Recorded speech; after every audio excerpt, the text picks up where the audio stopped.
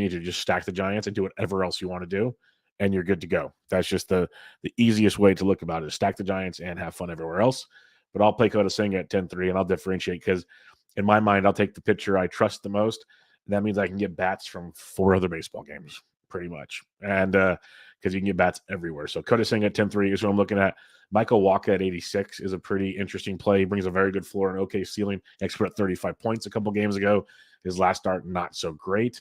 Minus 5.5 against Milwaukee. He was great at Atlanta.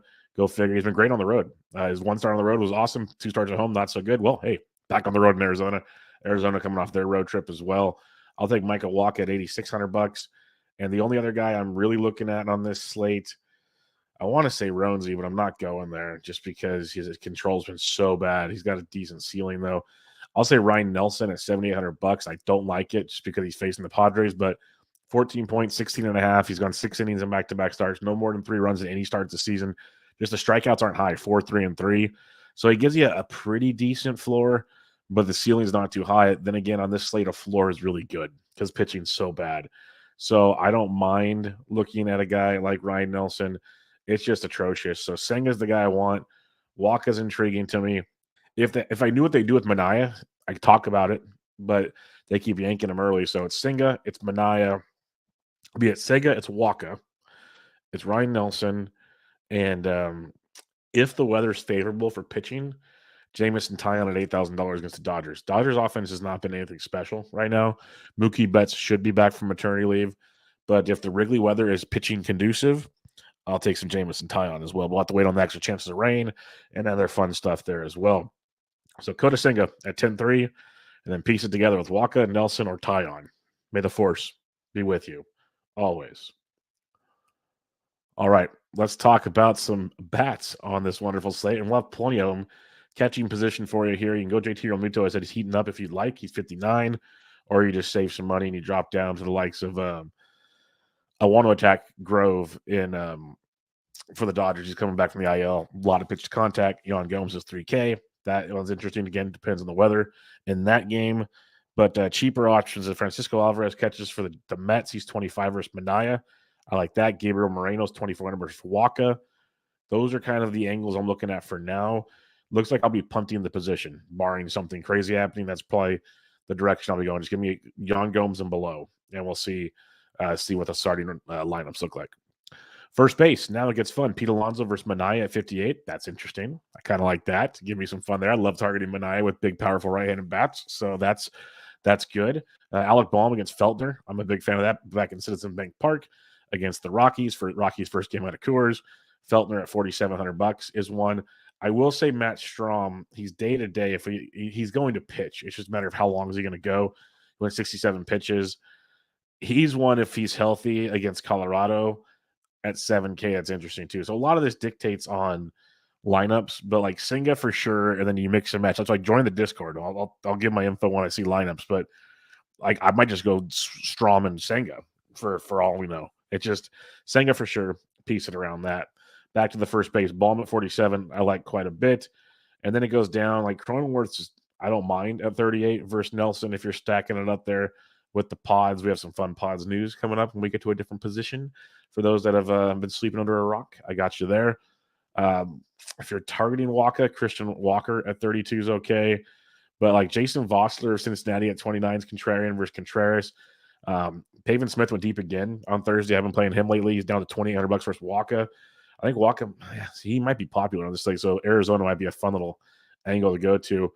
If the weather's okay in Chicago, Trey Mancini's 27, Eric Hosmer's 26. Hosmer went deep on Thursday in Oakland, so keep him in mind. But I'm telling you, these are some bad baseball teams. Like Pete Alonso by far is the best player, and you kind of piece it around that one. Second base, Jonathan India is fine. Ryan McMahon versus a lefty, kind of, but like Nico Horner at 45, I like a lot. I hope the weather's good in Chicago. It's a great spot for the Cubbies in this game. So Nico Horner at 45. Ketel Marte's heating up. He's 43 versus Michael Wacha. You got Bryce Stott at 39 versus Feltner. I like that as well. Mentioned Cronenworth already. So second base leagues have some better options. Perdomo of Arizona is 36 versus Wacha. Rodolfo Castro, who I love. Pittsburgh bats is one against Jared Weaver. I know it's Pittsburgh's first game out of Coors hangovers, all this stuff. But, man, Luke Weaver is coming off the IL for Cincinnati, and he sucks. Like, that's the nicest way I can put it. He's not good. Now, it's the Pirates coming on a course, so he'll probably make me eat my words there. But Castro at 32, he went deep on Thursday. I like that as a cheaper option. Other than that, not a whole lot else. Third base for you, Max Muncy at 49 is very enticing. Machado at 48 is great as well. Mentioned Bowman at 47. You got Patrick Wisdom versus Grove at 46. So nice pay-up spots here. Cabrian Hayes is up to 4K. Well worth it. First Weaver. And Cabrian's swinging a very, very good bat. So I like that as well. And then if you're looking for some cheapies, Nick Senzel's been stealing bags. He's $2,400. I'll throw that out there. He's third base outfield. And then still too cheap, Brett Beatty's 2K. Not sure he'll be in the lineup versus a lefty. But if he is versus Manaea, I like him a lot at 2K. Shortstop, Trey Turner had a big game on Thursday. He's $6,300 like that. Dansby at 57 is just fine because I love the Cubs versus Grove.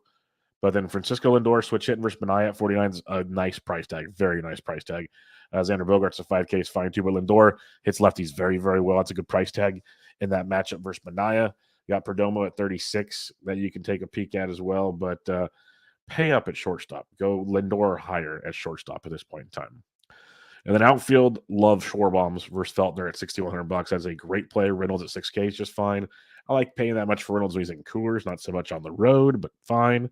I like the Schwarber play at 61 quite a bit, though. Suzuki and Happ, 52 and 51. I like Happ more than Suzuki, but both are in play for you against Grove. Again, barring the weather. Love Brandon Marsh at 49. Been talking about him every day. Hopefully you guys have been playing him. He just continues to crush baseballs. Jake Fraley's intriguing at 48 versus Contreras. I like Marsh at 49 much, much more in those matchups. Going down to the low 4Ks and below. James Outman has been leading off with Mookie out. He's 4K versus Tyon. Love Corbin Carroll at $4,000. I liked him at 31 on Thursday. He put up 19 points for us. He is swinging it and swinging it well, folks. 4K versus Michael Wacha for Carroll is still cheap. Got TJ Friedel at 39 is not too bad either versus Contreras. Like that Carroll at 4K quite a bit, though. Trent Grisham, especially sitting towards the top of San Diego lineups, 36. We're going to have to wait and see, though, where Trent Grisham is hitting because I'm saving the best for last on this one. Cody Bellinger at 33. If the weather's nice, is very he's swinging it well. I like him versus Grove as a discount at $3,300. Going down below 3K now.